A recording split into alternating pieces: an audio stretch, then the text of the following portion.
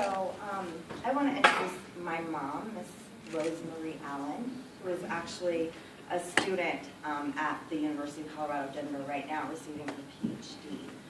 She's she's spent her life dedicated to closing the gap between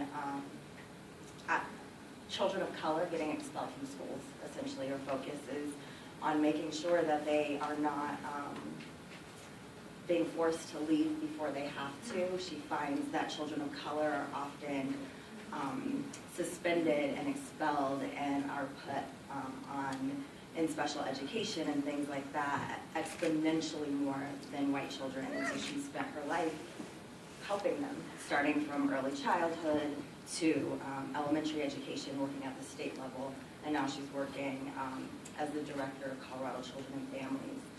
But I know her as my mom.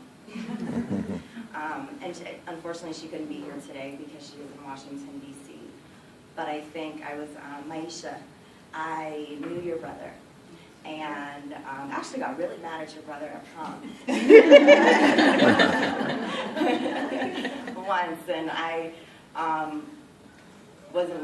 I still am incredibly proud of the man that he turned into and was. So, but when I was in high school, you know, my mom was always really intense for me. You know, everything was about like, well, Jasmine, you can't, you know, go to school like that. What will they say? You know, you got to represent black people. And I was like, that's kind of a lot of pressure to represent. A lot of us, there's one of me, but the point is that it was instilled in me. I don't think I realized this because like we all have our own journeys.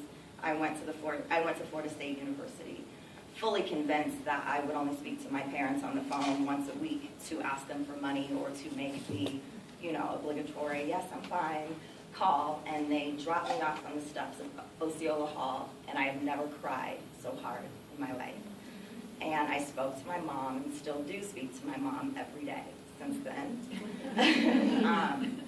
But I forgot about that I was instilled with this passion to help for social justice from my mother, that I tease her a lot because I'm always like, why are you bringing so many people home, right? Like, she started bringing people, feeding them, helping them in any way that she can, not only in her career but in her personal life. And last year was a big year for my family. I turned 30 and received my master's in counseling, psychology, and counselor education. My father retired, my little brother graduated from high school, and my mom started a PhD program. So to celebrate a lot of that, we went to South Africa in November on a social justice tour with my church. And that trip changed my life.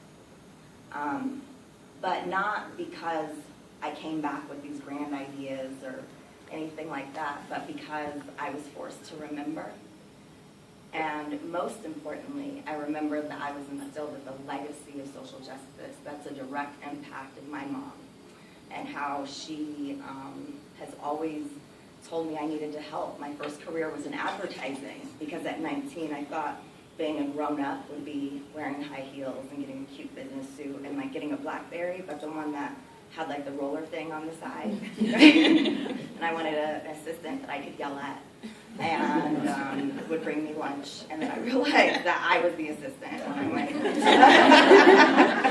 into work. And as I moved up and eventually got an assistant and did all of that, I woke up one day in a life that I hated and a job that I hated and a whole bunch of situations that just didn't fit me. And I started going to counseling, and that changed my life.